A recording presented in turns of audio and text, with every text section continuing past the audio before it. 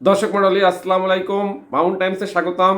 আজ 4 জানুয়ারি শনিবার 2025 20 পৌষ।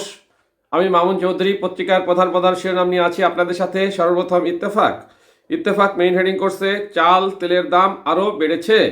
নেক্সট প্রথম আলোর হেডিং দস্যু বনহুর নায়িকা অঞ্জনা মারা গেছেন।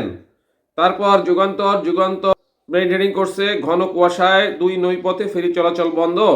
এরপর আছে জনকণ্ঠর মেইন হেডিং শেখ হাসিনাকে ফেরতের প্রশ্নে নীরব ভারত। এরপর ইনক্লাবের হেডিং রাজনীতি এখন গুজব নির্ভর। নেক্সট আমাদের সময় হেডিং নির্বাচনের দাবিতে গরম হচ্ছে রাজনীতির মাঠ। নেক্সট সমকালের হেডিং সাকিবকে ফেরাতে আরেকবার চেষ্টা করবে বিসিবি। এরপর আছে মানব জমিনের হেডিং রাজনীতিতে নয়া শক্তির আওয়াজ নানা গুঞ্জন। এরপর জয় দিনের মেইন হেডিং মেয়াদ বাড়ল 6 সংস্কার কমিশনের। নেক্সট কালের কণ্ঠর মেইন হেডিং চিত্রনায়িকা অঞ্জনা মারা গেছেন।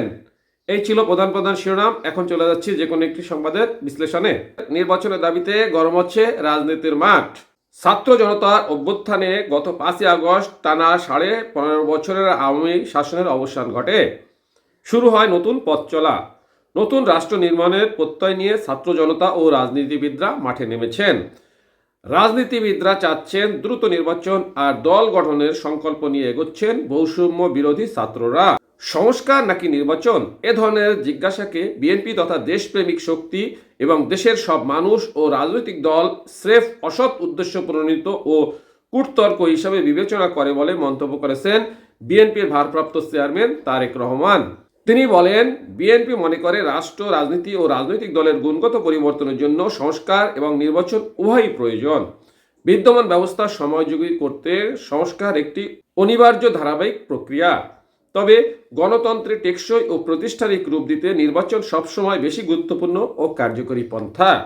নির্বাচনের মাধ্যমে জনগণ ভোটের অধিকার প্রয়োগের যে সুযোগ পায় তা রাষ্ট্র এবং জনগণের ক্ষমতা নিশ্চিত করে। বিএনপি মহাসচিব মির্জা ফখরুল ইসলাম আলমগীর বলেছেন, বাংলাদেশে পরপর গণতন্ত্রকে হত্যা করার চেষ্টা করা হয়েছে, ফলে এখানে গণতান্ত্রিক প্রতিষ্ঠানগুলো তৈরি হয়নি। আমরা রাজনৈতিক দলগুলোর পরস্পরের সঙ্গে বিরোধে লিপ্ত হয়েছি, কিন্তু সহনশীলতার মধ্য দিয়ে গণতন্ত্রকে চর্চা করে আমরা যদি এগিয়ে যেতে পারি তাহলেই আমরা সত্যিকারের গণতন্ত্র অর্জন করতে পারব। জামাতে ইসলামের আমির ডক্টর শফিকুর রহমান বলেছেন, ক্ষমতাকে শ্বশুর বাড়ির নিয়ামত ভাববেন না, এটা জনগণ ও রাষ্ট্রের আমানত। এই আমানতের খেয়ানত করবেন না। শুক্রবার নাটোর জেলা জামায়াতের কর্মী সম্মেলনে প্রধান অতিথির বক্তব্যে তিনি এসব কথা বলেন।